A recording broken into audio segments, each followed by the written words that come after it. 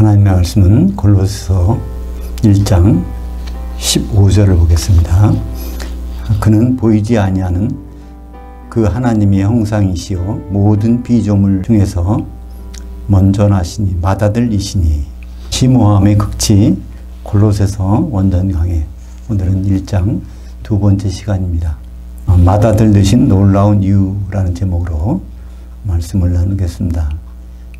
오늘은 6절밖에 안 되는데 정말 그 문자 그대로 굉장히 깊은 뜻이 들어가 있습니다. 그리고 많은 부분이 생략이 돼서 잘 보지 않으면 무슨 말인지를 잘 모르는데 자세히 보면 이게 하나님이 부신 뜻이 여기 들어가 있는 것을 볼 수 있습니다. 먼저 골로새서 지난 시간에 1장 1절부터 14절까지 봤는데요. 그때는 맨 먼저 성도가 무엇인지, 사도가 무엇인지 그건 정의가 나오고, 그 다음에 사도들이 성도들을 위해서 기도하는 세 가지 내용들이 나옵니다. 그래서 세 가지 내용은, 첫 번째는 먼저 성도들이 아버지 하나님의 뜻을 잘 알았으면 좋겠다, 그렇게 이제 사도들이 기도하고, 두 번째는 성도들이 범사에 하나님을 기쁘시게 했으면 좋겠다. 그러니까 특정한 시간에, 예배 시간에만 아니라 삶 가운데서 그렇게 범사에 기쁘시게 하는 그런 삶이 됐으면 좋겠다. 그 마지막은 이제 항상 하나님 아버지께 감사하기를, 교회의 지체를 삼아주신 우리를 대해서 감사하는 것, 그것이 성도들이 하기를 원하는, 그러니까 사도들이 이제 성도들에게 바라는 그런 내용이었습니다. 오늘은 15절부터 21절까지인데요. 이 중에 15절과 18절에 특별한 단어가 나옵니다. 예수님을 맏아들, 프로토토코스라고 하는, 두 번에 걸쳐서, 성경 전체에 걸쳐서 5번밖에 안 나오는데 이 맏아들이라는 단어가 두 번에 걸쳐서 나오는 것이 골로새서입니다.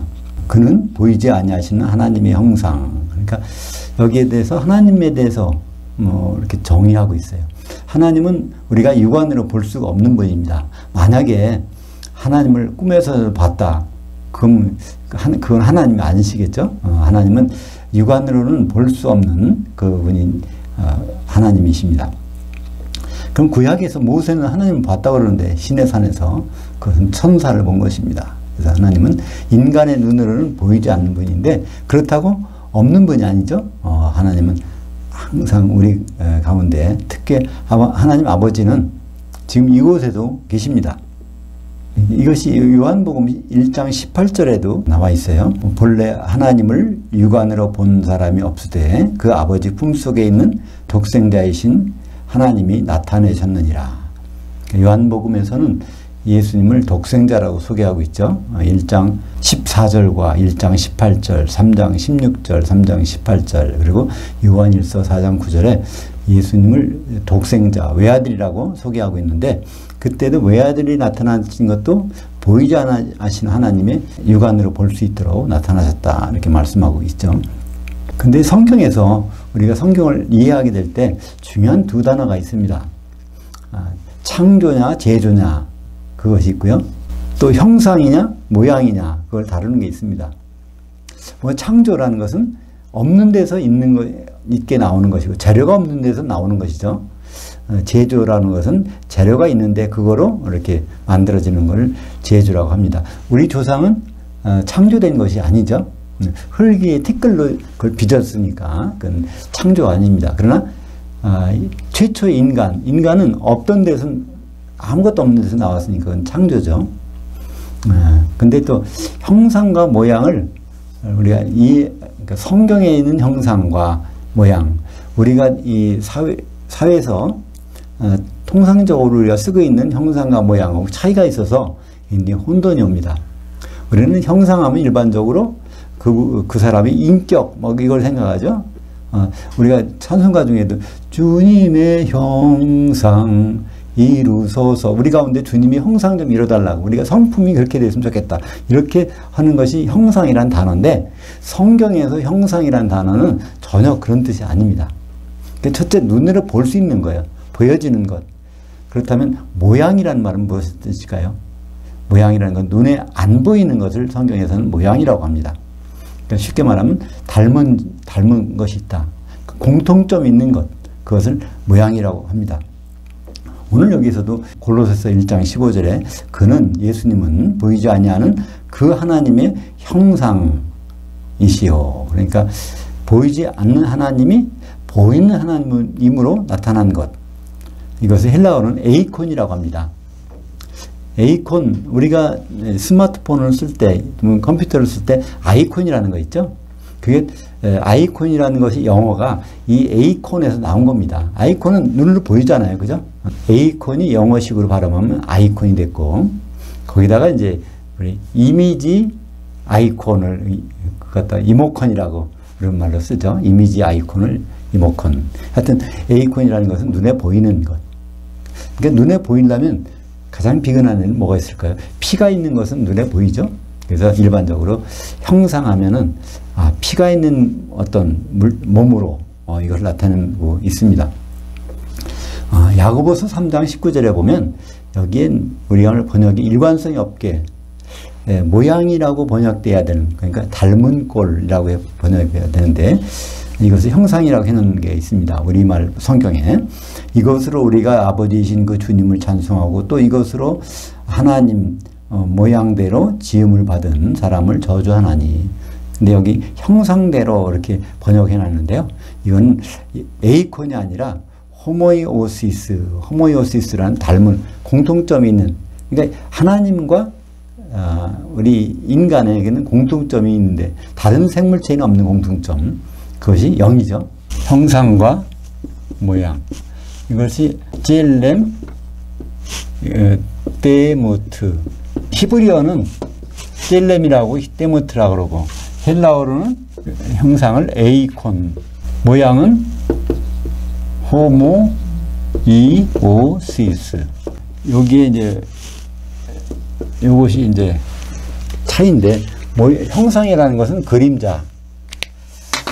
원래 이 형상이라는 거 그림자라는 뜻입니다. 이거는 닮음, 공통점. 그래서 형상에서는 이제 이거는 모양은 영이 있는 걸 나타내고 있고요. 그림자, 이 형상은 이건 혼을 나타내고 있습니다. 또 혼은 피가 있는 걸 나타내고 있고요. 그러니까 살아있다는 것, 살아있는 생명체를 나타내는 것이 이게 형상입니다. 그리고 모양이라는 것은 영을 나타내는 것이고 공통점을 나타내는 것. 그러니까 성경 전체에 걸쳐서 구약이나 신약이나 하나님의 형상과 하나님의 모양은 단어 헬라어냐 히브리어냐의 그런 차이지 뜻은 똑같이 되어 있습니다. 그래서 야고보서 3장 9절은 우리가 혀를 사용해서 하나님의 모양을 갖고 있는, 영을 갖고 있는 그런 그 형제를 저주할 수 있느냐. 저주해서는 사랑해야 된다. 그럴 때 이 단어를 사용하고 있습니다. 창세기 1장 26절에 하나님은 아담을 만드실, 창조가 아니라 만드실 계획을 갖고 계세요. 그걸 발표한 것이 창세기 1장 26절. 하나님이 이르시되 우리의 형상을 따라 우리의 모양대로 우리가 아담을 만들고. 그래서 이제 아담을 만들 계획을, 왜냐하면 만들고라는 것이 미완료니까, 그죠? 아직 만들지 않았어요. 그러니까 앞으로 미래를 만들자는 계획을 가졌는데 그 다음 절 1장 27절에는 그런 완료형이니까 창조하신 거예요, 그죠? 1장 7절에는 하나님이 자기 형상, 곧 하나님의 형상대로 인간을 창조하셨을 때 완료, 남성과 여성으로 창조하셨고, 그래서 우리 조상 아담과 창조된 인간과는 전혀 별개의 것이라는 것을 구분하는 게 창조냐 제조냐, 모양과 형상이 다 있느냐 형상만 있느냐, 그런 분명한 차이로 성경에서는 구분해 주고 있습니다. 창세기 2장 7절에 보면 우리 조상 아담은 그 영이 있다고 되어 있어요. 흙의 티끌로 재료로 빚으시고 거기다 뇌샤마라는 영을 집어넣어서 살아있는 생명체가 되게 하셨다는 것입니다. 그러니까 여기에 영이라는 것은 모양이 들어갔다는 것이죠. 창조된 인간에게 없는 그런 영이 아담에게는 들어가 있습니다. 그러니까 하와도 그 몸에서 나왔으니까 바로 그 영이 있는 것이죠. 창세기 5장 1절에는 이 부분을 아주 선명하게 설명하고 있습니다.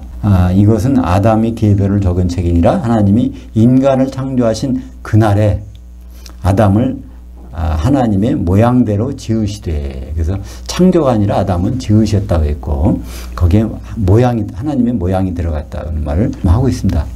그러면 아담은 하나님의 형상이 있을까요? 없을까요? 당연히 있습니다. 그죠? 당연히. 근데 차이점을 거기서 완전히 모양을 집어넣었다는 것을 강조하기 위해서, 그래서 창세기 5장 1절에 아담에게는 특별히 모양이 있는 채로 지으셨다는 것을 말씀하고 있습니다. 그것이 이제 정확하게 아담은 형상이 있을까? 아담은 그걸 따져볼 수 있는 것이 창세기 9장 5절 6절입니다.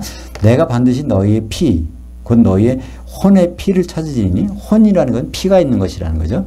피가 작동하지 않으면 이건 죽은 거예요. 혼이 나간 거예요.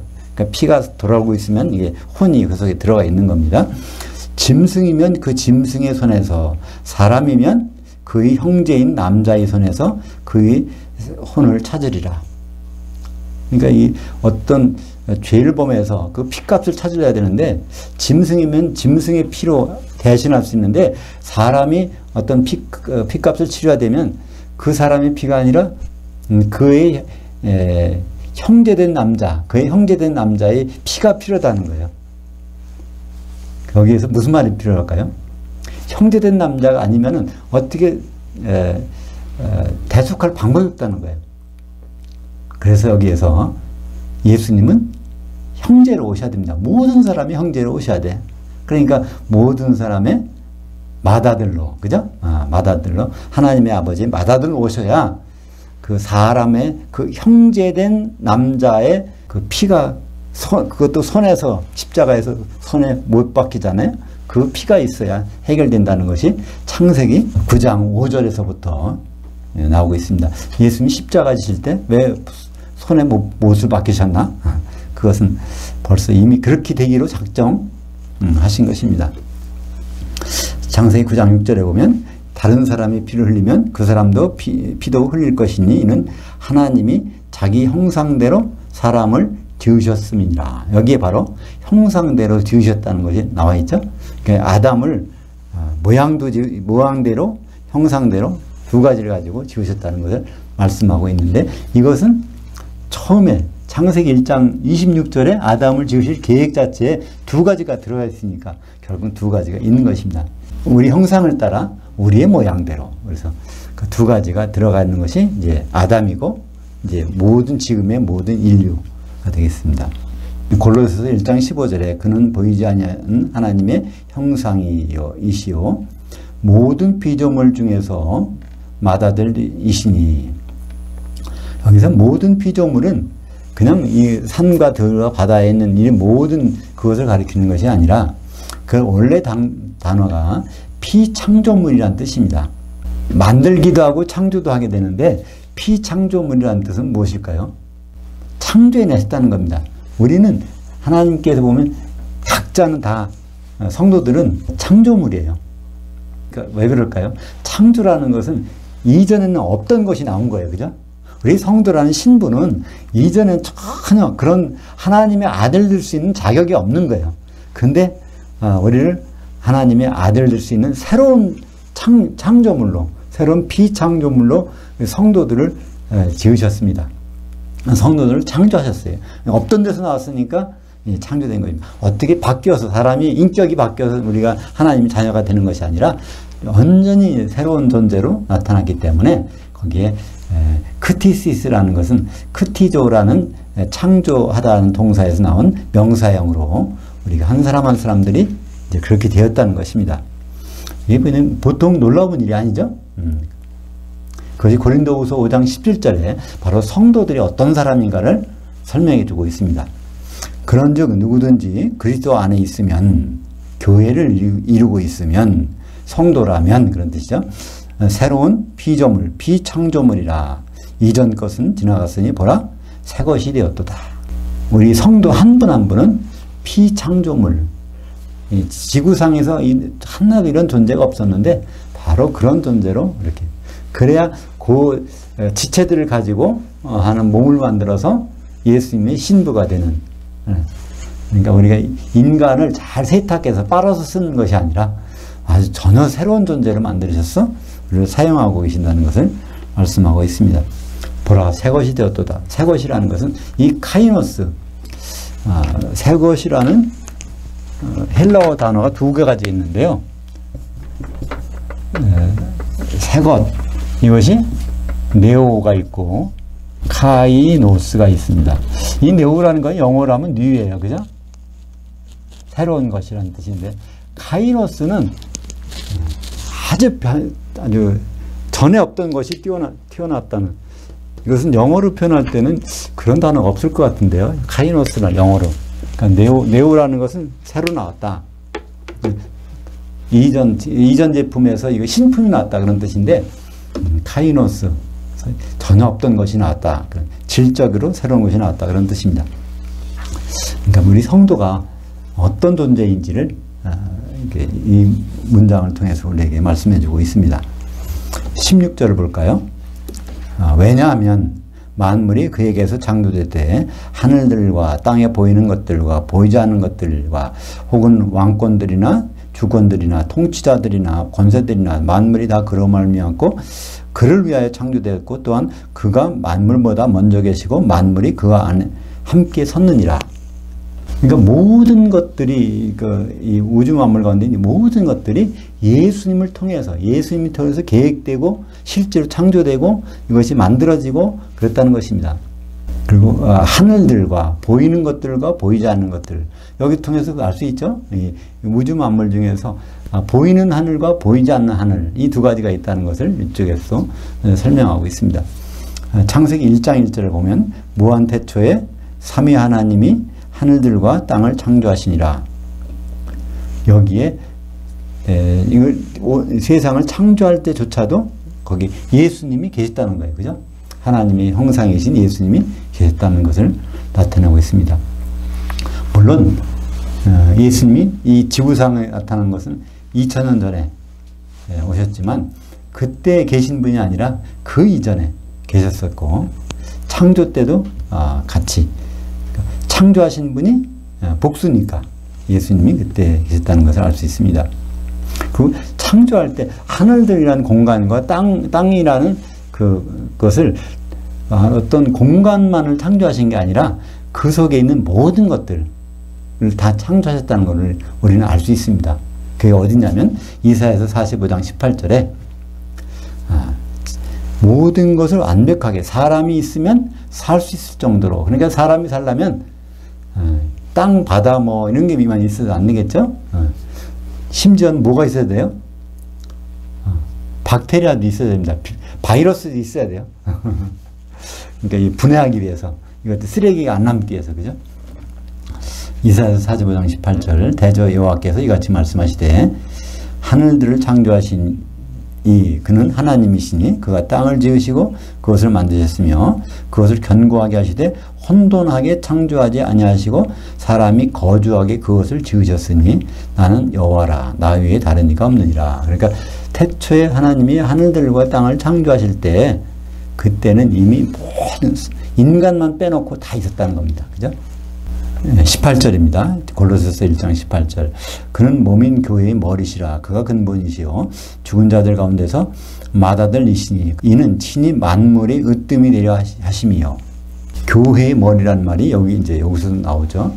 예, 교회의 머리.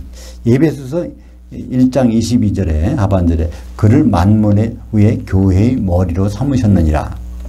이 말이 왜 중요하냐면 요한계시록을 우리가 볼 때 이 말이 굉장히 중요합니다. 왜냐하면 땅의 사람들, 땅의 임금들, 왕들 이런 말이 나오는데 땅의 3분의 1 그런 말이 나오는데 이 땅이 뭔지를 모르면 땅이 세상인가, 땅이 그냥 밟고 다니는 땅인가, 그렇게 보면은 절대로 이해할 수가 없죠. 땅이라는 것은 바로 말 중에서 우리는 찾아볼 수 있습니다. 요한계시록 1장 5절에 보면 또 믿음의 증인으로 죽은 자들 가운데서 맏아들 되시고, 똑같이 오늘 골로새서 1장 18절에 있는 그런 내용이죠. 근데 골로새서 1장 18절에 교회의 머리라고 하셨는데 요한계시록에서 뭐라고 되어 있어요? 땅의 왕들의 머리가 되신 예수 그리스도로 말미암아 은혜와 평강이 너에게 있기를 원하노라.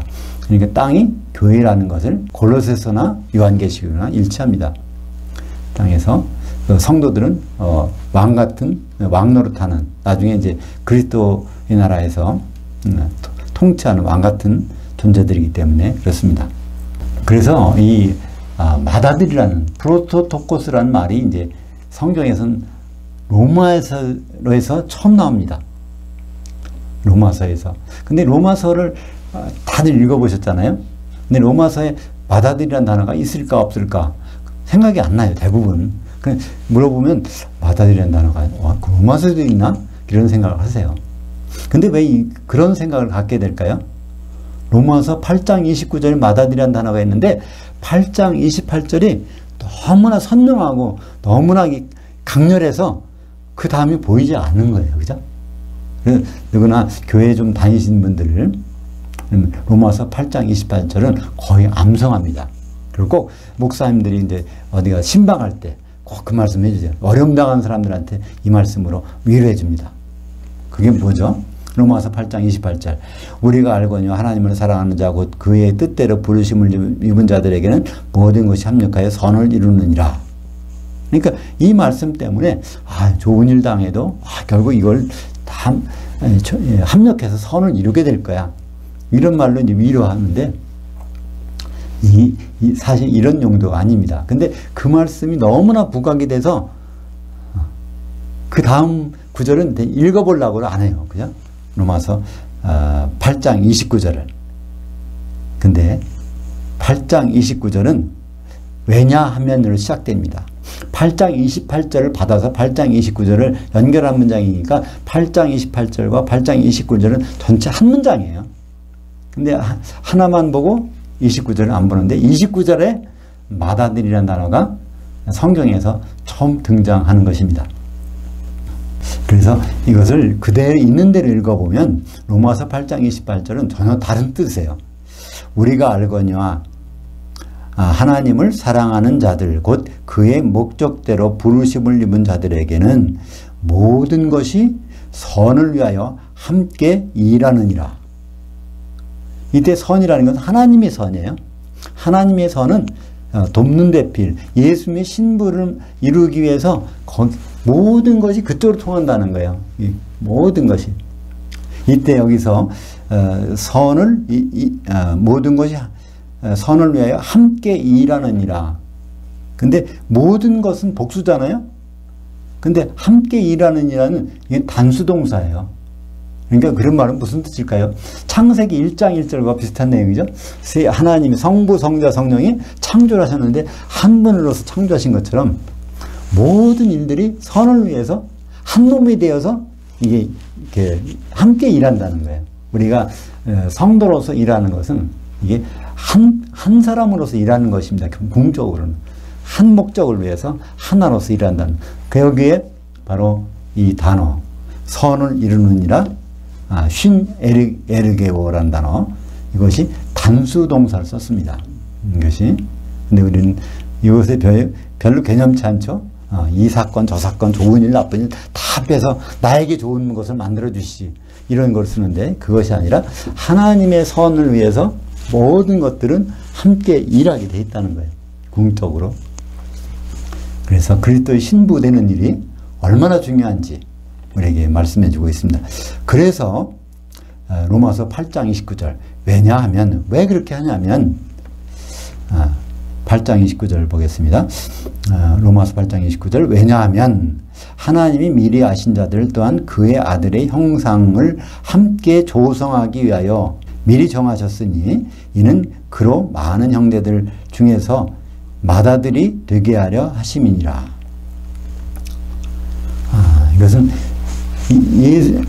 이 로마서가 기록된 것은 예수님이 죽으시고 부활하시고 승천하신 다음에 기록된 거잖아요. 이미 맏아들이 되셨어요. 그죠? 죽으시고 부활하신 다음에 맏아들이 되셨는데 이 예수님 맏아들 딱 대놓고 나서 그 다음에 형제가 없으면은 그건 실질적인 맏아들이 아니잖아요. 그래서 성도들이 그 아들들이 하나님의 아들들이 돼야 예수님이 이제 맏아들 되는 거란 말이죠. 그래서 성도들이 할 일은 우리가 하나님 자녀처럼 그렇게 우리 성도들이 그렇게 될 때 비로소 예수님은 맏아들이 되시는 것입니다. 그러니까 우리가 하나님의 자녀다운 사람들이 성도가 그렇게 돼야 된다는 것이죠. 그래서 아들들이 진짜 하나님의 아들들이 돼야 그 아들들이 나중에 성령으로 하나 되는 일이 벌어지는데 하나님의 아들들이 제대로 없으면 누가 신부가 되겠어요? 아무리 기름이 있다고 해도 하나님의 아들들이 없는데 하나님의 아들들이 공중의 신부실에 가서 거기서 그리스도의 신부가 되는데 그래서 우리 성도들이 진짜 하나님의 아들들이 돼야 되는 일이 예수님 맏아들 되는 일로 완성되는 것을 말씀하고 있습니다. 그래서 로마서 8장 28절과 29절은 불가분의 관계가 있습니다. 그래서 맏아들이라는 단어가 얼마나 중요한지 이것을 다시 한번 말씀해 주고 있는 것입니다. 그래서 맏아들이 정말 그 실질적인 맏아들이 될 때 다시 말하면 그분 혼자만 아들이 아니라 많은 하나님의 아들들이 이루어졌을 때 그때 주님은 오신다는 거예요. 그게 히브리서 1장 6절 볼까요? 또 그가 맏아들을 이끌어 세상이라고 번역되어 있는데 실제적으로는 오이쿠메네 성도들의 거주지로 다시 들어오게 하실 때 하나님 모든 천사들은 그에게 경배할지어다 말씀하시며 예수님은 어디로 오세요?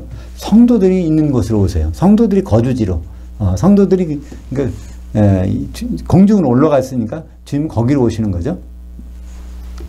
그때 맏아들이 오신다고 되어 있어요. 독생자가 오시는 것이 아니라 맏아들이 오신다. 그럼 맏아들이 오시면 거기에는 누가 있는 거죠? 하나님의 아들들이 잔뜩 있어야 되잖아요. 그게 바로 마태복음 9장 15절이 이루어지는 거죠. 신부실에 있는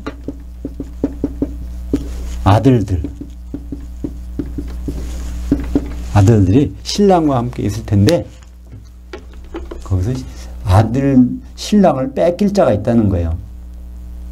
신부실에서는 하나가 돼야 되는데 하나가 될 수 없는 기름을 준비하지 않으면 거기서 쫓겨나는 것을 어디서 볼 수 있죠? 마태복음 25장 열처녀에 비유해서 우리는 분명히 보게 되는 것입니다. 그래서 이 맏아들이 어디에 관련된 예수님의 재림과 직접적인 관련이 있다는 것을 말씀해 주고 있습니다.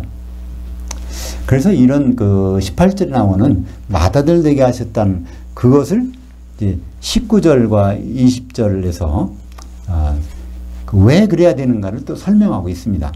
19절에 보면 왜냐하면 아버지께서는 모든 충만으로 예수 안에 거하시기를 기뻐하셨었고 그러니까 과거로 돼 있어요. 부정과거. 아버지께서는 그 전에 기뻐하셨다는 거예요. 그리고 또 20절도 또 기뻐하셨습니다. 그러니까 두 번 기뻐하시는 게 나와요. 그러니까 하나님은 무슨 일을 하실 때마다 기쁜 일도 하세요. 우리는 일할 때마다 힘들다, 어렵다 그렇게 일하지만 하나님은 기뻐하시면서 일하신대요. 근데 여기에서 이제 언제 기뻐하셨을까요? 처음에.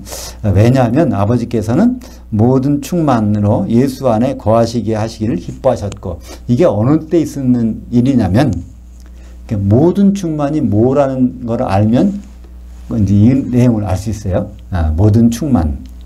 그러니까 이 모든 충만이라는 단어가 플레로마라는 단어인데요. 플레로마. 특별한 단어예요. 영지주의자들이 이걸 썼다 그래요. 플레로마. 이 영지주의자들은 영적인 거를 그거로 이제 깨어있는 영적인 거를 막 강조하는 사람들이 그 사람들이 가장 충만한 상태가 플레로마 상태까지 가면 끝이다. 이렇게 생각했다는 거예요. 근데 이 단어가 사실은 성령을 의미합니다. 에베소서 1장 23절 볼까요? 교회는 그의 몸이니 만물 안에서 만물을 충만케 하시는 이의 충만함이니라. 그러니까 교회 안에 이 플레로마가 있다는 거예요. 플레로마. 그 바로 누구였어요? 성령님이시죠. 그죠? 그러니까 너희는 너희가 하나님의 성전인 것과 하나님의 성령이 너희 가운데 계신 것을 알지 못하느냐. 우리 가운데 성령이 계신데 그 모든 충만이 계시다는 거예요. 성령은 지난번에는 뭐로 봤죠? 우리가 디나미스라 능력으로 나타나는데 여기서는 충만으로 나타나요. 충만하게 채워주신 분. 그러니까 우리는 여기서 하나님이 모든 충만으로 예수님 앞에 딱 그 충만이 임할 때 하나님이 너무 기뻐하셨다는 거예요. 그것이 언제일까요? 예수님이 만 30세가 되어서 요단강에서 물속에 들어갔다가 나오실 때, 그때 성령이 임하셨을 때 똑같은 기뻐하셨다는 말씀이 똑같은 단어가 납니다. 기뻐하다는 것이 유도케오라는 단어인데요. 유도케세나면 이것은 부정과거, 과거에 이런 적이 있었다는 건데 마태복음 3장 16절에 똑같은 단어로 나옵니다. 예수께서 세례를 받으시고 물 위에서 올라오실 때 하늘들이 열리고, 하늘이 아니라 하늘들 열리고 하나님의 성령이 비둘기같이 자기 위에 임하심을 보시더니 하늘들로부터 음성이 있어 말씀하시되 이는 내 사랑하는 아들이요 그 안에서 내가 기뻐했었노라. 그러니까 예수님께 성령이 잘 이렇게 비둘기처럼 해갖고 내려오실 때 그때 우리는 그냥 그런 현상이 있었나 보다 기억하는데 그때 아버지가 참 기뻐하셨다는 거예요. 하나의 일이 이제 단계는 끝났으니까 그 일이 참 중요한 일인데 그 일이 기뻐하는 가운데 이루어졌어요.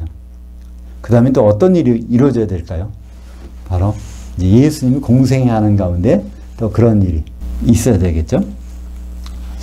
요한복음 14장 17절 그는 진리의 영이라 세상은 그를 받지 못하나니 이는 그를 보지도 못하고 알지도 못함이라. 그러나 너희는 그를 아나니 너희와 함께 거하시며 너희 가운데 계시습니다. 이때 너희는 누굴까요? 사도들이죠. 그죠? 요한복음 13장에서의 너희는 요한복음 12장부터 계속 13장, 14장, 15장, 16장, 17장까지는 바로 예수님이 이제 최후의 만찬하시고 십자가에 달려 돌아가실 한 24시간 내에 다 이루어지는 일이에요.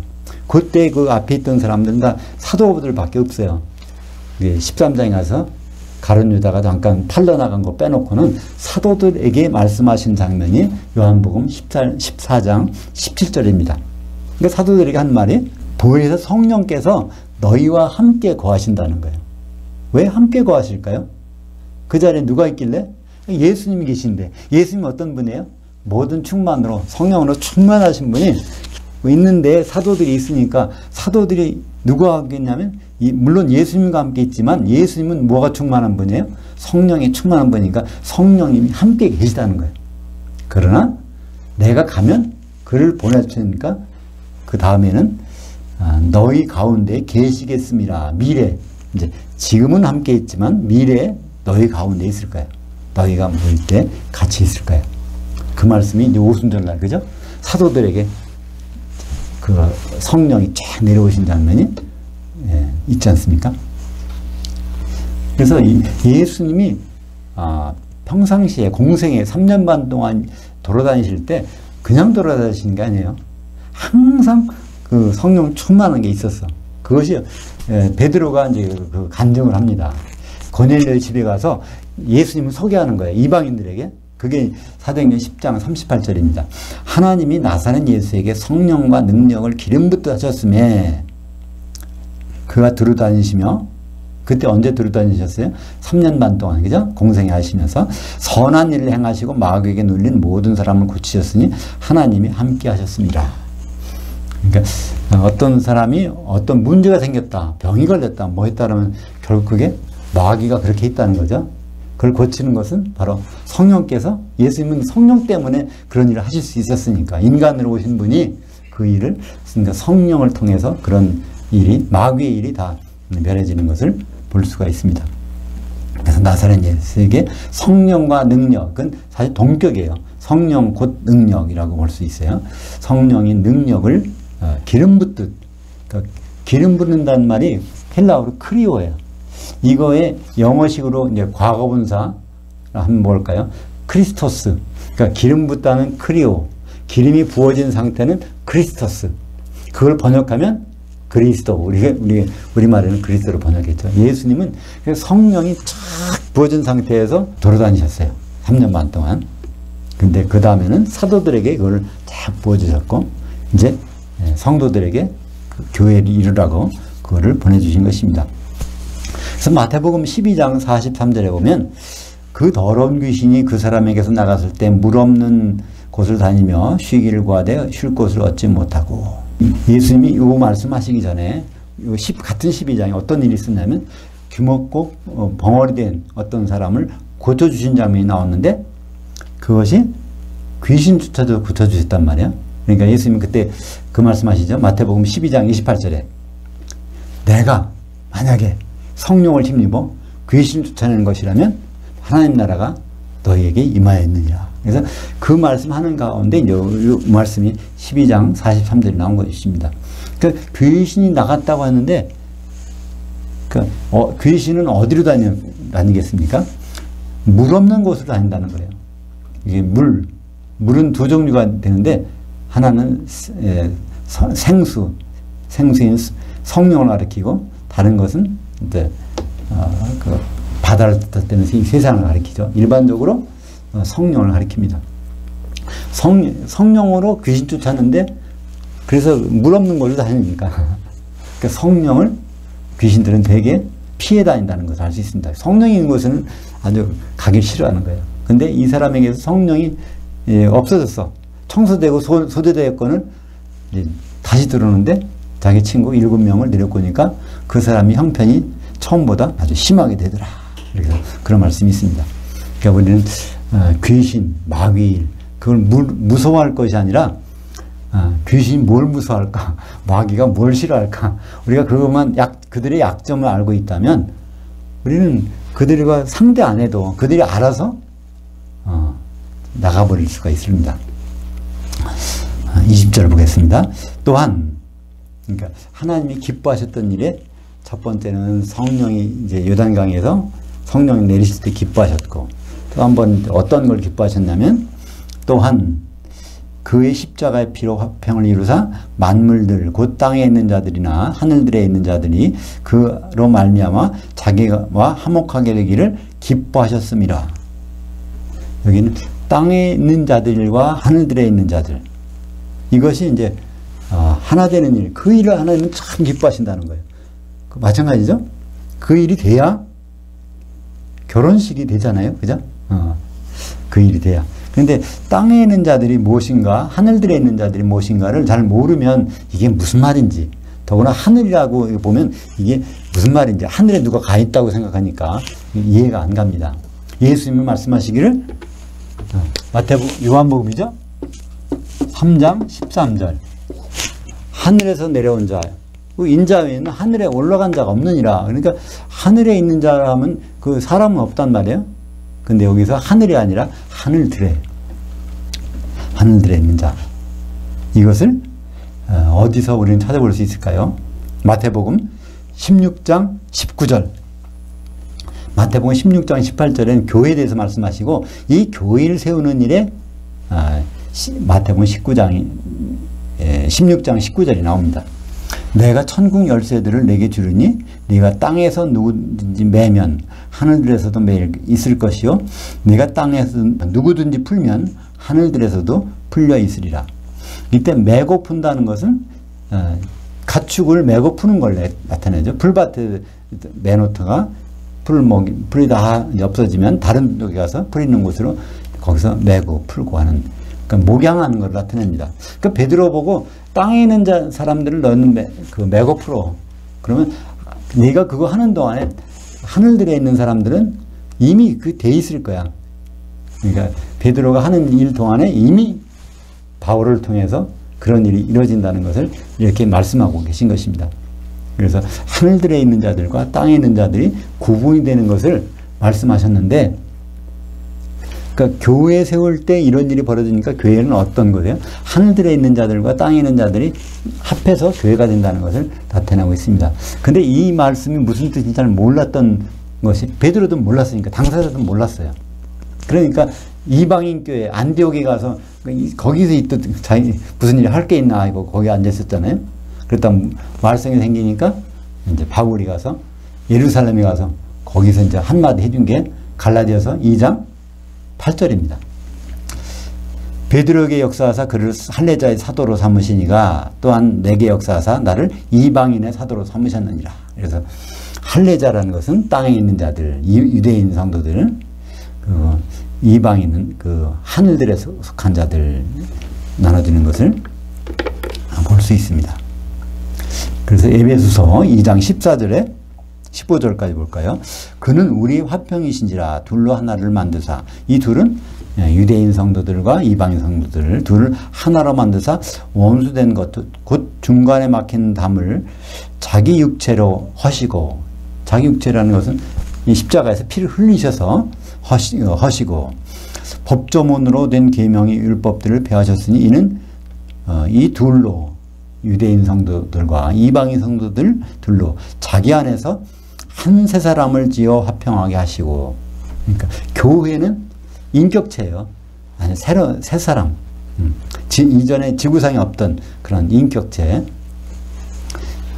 그래서 헤이스라는 말이 헬라어는 헤이스 하면 일입니다.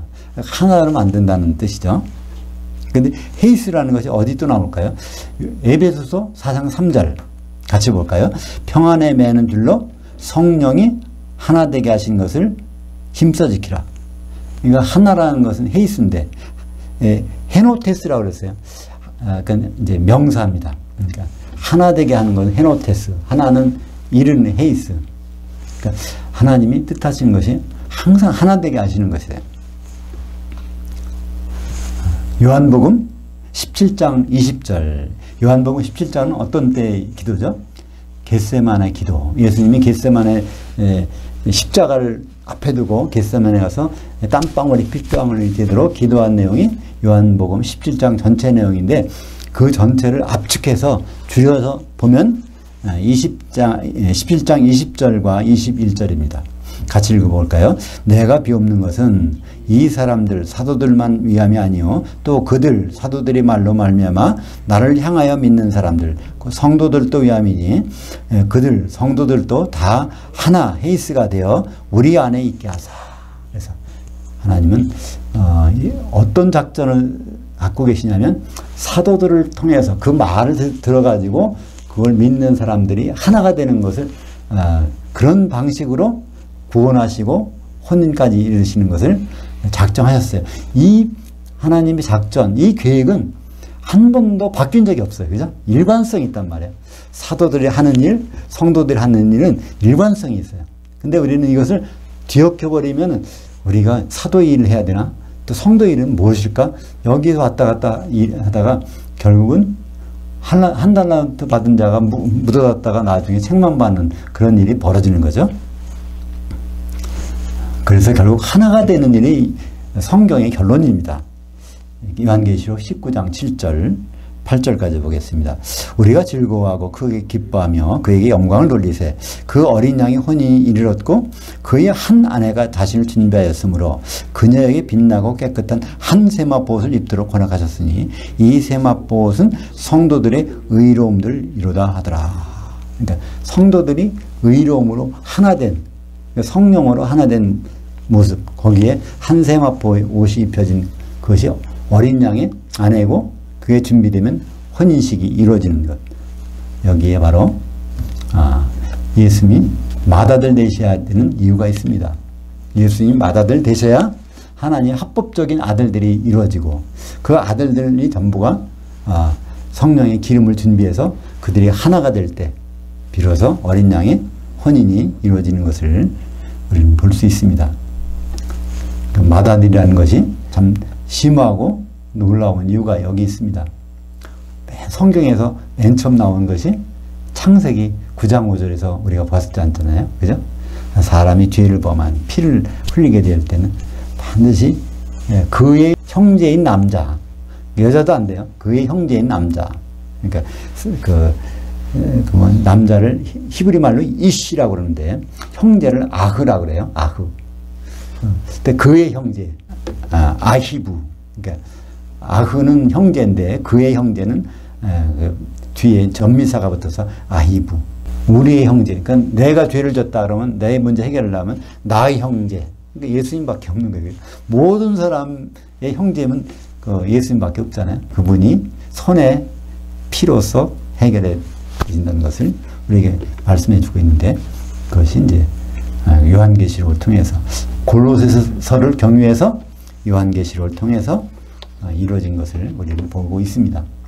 우리가 목적지까지 다 봤으니 지금 가는 길은 중간중간 어려움이 있더라도 우리는 그걸 충분히 감당할 수 있을 것입니다. 기도하겠습니다. 하나님 아버지 감사합니다. 오늘 성경에서 2번이나 나오는 맏아들이라는 단어를 통해서 우리가 하나님의 합법적인 아들들이 된 것을 감사합니다. 그러나 하나님 목적은 아들들이 준비된 기름으로 신부실에 올라가서 한 신부가 되는 그때 어린 양의 혼이 이루어지는 것을 믿습니다. 하나님이 기뻐하시는 일들이 우리를 통해서 이루어질 수 있도록 인도하여 주시옵소서. 예수님 이름으로 기도합니다. 아멘.